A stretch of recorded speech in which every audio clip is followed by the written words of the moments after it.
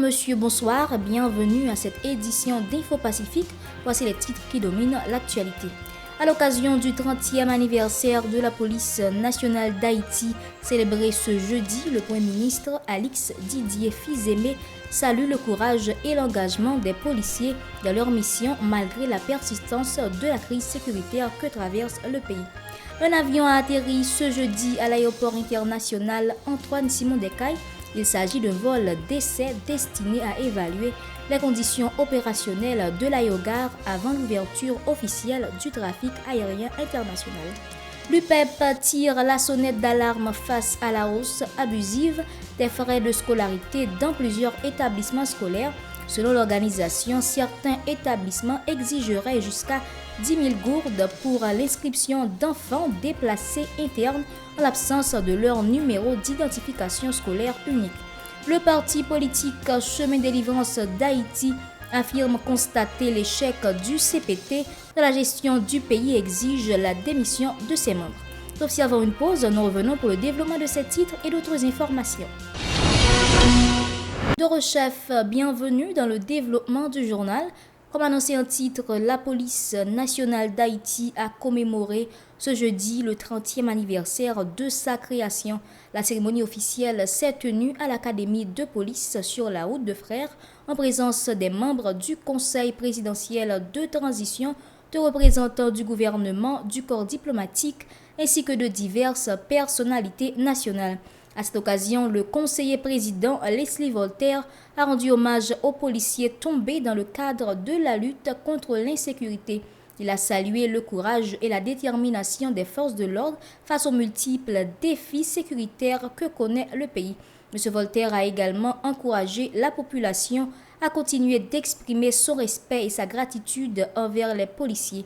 Il a exhorté le haut commandement de la PNH à maintenir ses efforts dans l'unité tout en annonçant l'adoption prochaine de mesures visant à restaurer la sécurité et à la reconstruction des quartiers ravagés par les groupes armés. Écoutons-le au micro de Shilov Semeksan et Franz Michael Stevens.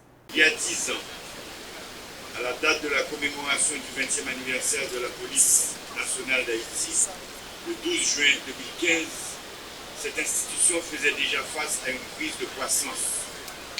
La PNH était déjà fortement mise à contribution en dépit de ses faibles moyens.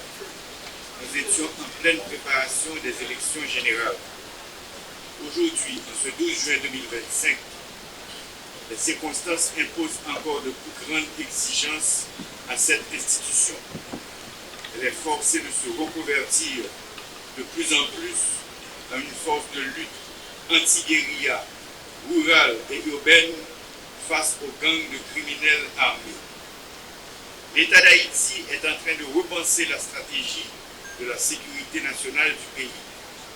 De grandes réflexions sont en cours dans ce domaine, tandis que sont prises des dispositions pour parvenir à l'élimination et à la neutralisation des gangs armés. Pour atteindre ces objectifs, nous sommes condamnés à travailler ensemble à tous les niveaux. Les autorités politiques et les responsables des forces de sécurité n'ont d'autre alternative que renforcer leur collaboration aussi bien dans la planification que dans la réalisation des opérations. Tout doit se faire dans l'union des ressources intellectuelles et des composantes du commandement. Depuis après 1904, surtout pendant 10 dernières années, il n'y a aucune force sécurité dans l'histoire pays qui menait plus de batailles contre terroristes, forces criminelles, antidémocratiques et anti-progrès par cette police nationale d'Haïti. Nous avons une police qui a guéri, qui compte bataille et qui a la sécurité dans tout le pays. De son côté, le directeur général AI de la PNH, Ramon Normil, a souligné que cette commémoration constitue une opportunité de réflexion sur le parcours de l'institution et de réaffirmation de son engagement envers la nation. Il a évoqué les nombreuses difficultés auxquelles la police est confrontée et a exhorté ses collègues à persévérer dans leur mission de rétablissement de la paix et de la sécurité. Ses propos. Aujourd'hui, la police nationale d'Haïti franchit un cap historique. 30 ans d'existence, 30 ans d'efforts, de lutte, de sacrifice, mais aussi de courage. de progrès et de résilience. En cette occasion, je vous invite non seulement à commémorer, mais surtout à réfléchir, à nous rassembler et à renouveler notre engagement envers la nation. Le moment de rendre un hommage mérité à la bravoure quotidienne de chaque agent, chaque inspecteur, chaque commissaire, chaque inspecteur général qui refuse de céder devant la peur. La création de la police nationale d'Haïti s'inscrit en 1995 dans le cadre du processus d'institutionnalisation démocratique du pays. Il s'agissait de mettre en place une force publique qui soit capable de garantir la sûreté des citoyens et citoyennes tout en assumant sa mission de gardienne des libertés fondamentales. Protéger les vies et les biens, servir la double cause de la justice et de la démocratie. Je tiens à saluer la bravoure et l'héroïsme inégalé dont nos valeureux policiers et policières font preuve au quotidien sur divers fronts contre les gangs et les groupes terroristes. Ils peuvent compter sur le dévouement et l'accompagnement sans faille du haut commandement de la police nationale. Monsieur Normil a plaidé en faveur d'une modernisation en profondeur de la PNH, notamment par l'amélioration des conditions de travail des agents, la formation continue, la décentralisation des services d'inspection, le renforcement de la police maritime ainsi que la création de 2 centres de formation régionaux dans le Grand Nord et le Grand Sud. Les détails. Je profite de cette même occasion pour rappeler les grands piliers qui doivent guider nos réformes et nos actions futures. L'amélioration des conditions de travail, des équipements et des infrastructures, un accompagnement social digne pour nos agents et leurs familles, soins de santé, logement et assurance, etc. La formation continue tant au niveau national qu'international afin de renforcer nos capacités. La moralisation de la force, le renforcement des mécanismes de contrôle et l'évaluation pour combattre la corruption, la violence gratuite, l'ivresse en service, l'indiscipline et de toute forme de dérive. La décentralisation de l'inspection générale de la police nationale d'Haïti, le renforcement de la police maritime, la création d'unités de la police de l'air, la création de 2 grands centres de formation pour le Grand Nord et le Grand Sud, la décentralisation des unités de combat tactique pour les 3 grandes régions, Ouest, Grand Nord et Grand Sud, à raison de 1000 agents par région. Autre information du journal, un vol d'essai en provenance de Miami a atterri ce jeudi 12 juin 2025 à l'aéroport international Antoine-Simon des Cayes situé à Kans. L'appareil immatriculé N241-BC appartient à la compagnie IBC Airways. L'initiative s'inscrit dans le cadre des démarches en cours visant à établir des liaisons aériennes internationales régulière à destination de l'aéroport du Sud, inauguré le 5 mars 2025. L'Association des maires de l'Ouest, en collaboration avec la Fédération nationale des maires d'Haïti, a organisé mercredi un atelier de travail et de consultation sur l'avant-projet de la nouvelle constitution.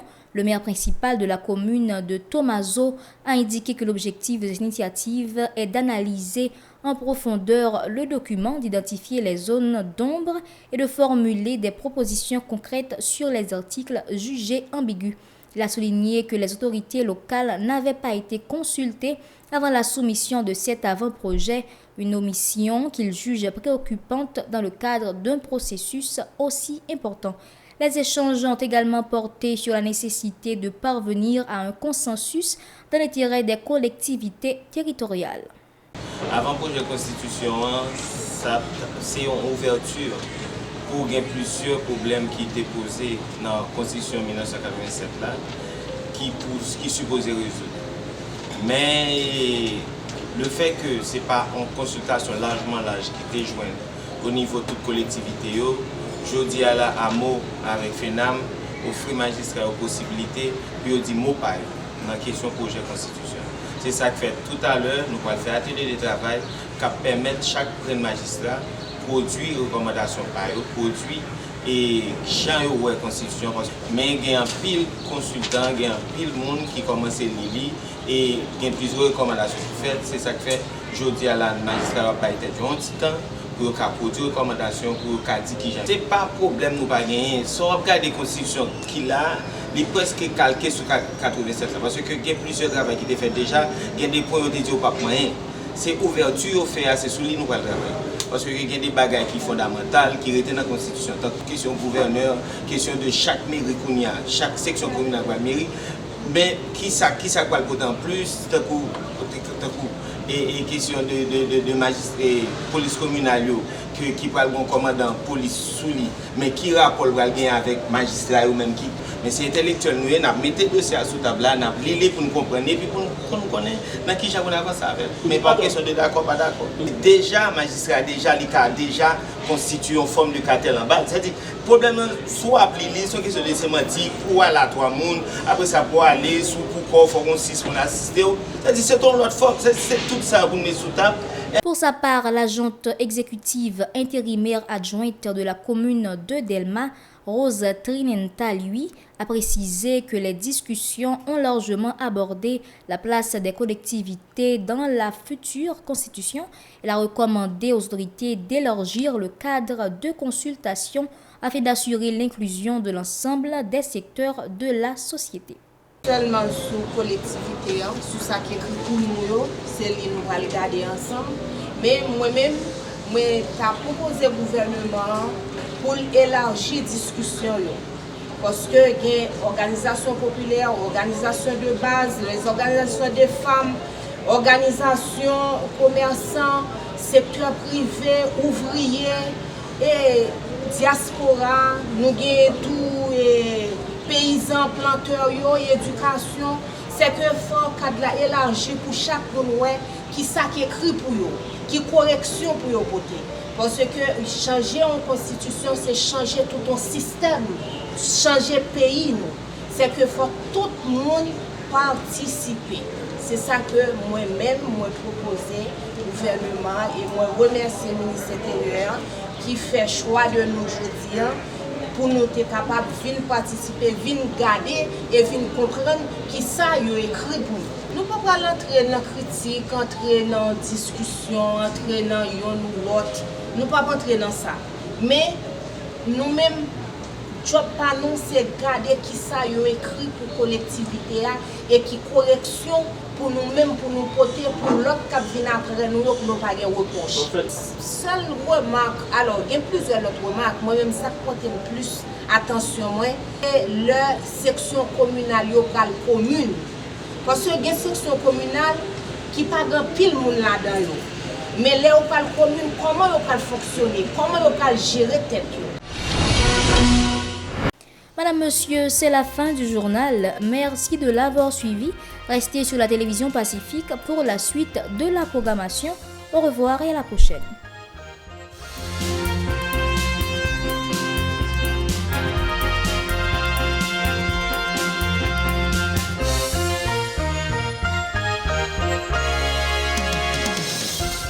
Si vous jugez que cette vidéo est intéressante, n'hésitez pas à liker et partager la vidéo. Et surtout, n'oubliez pas de vous abonner à cette chaîne et activer la cloche de notification pour ne pas louper aucune de nos vidéos.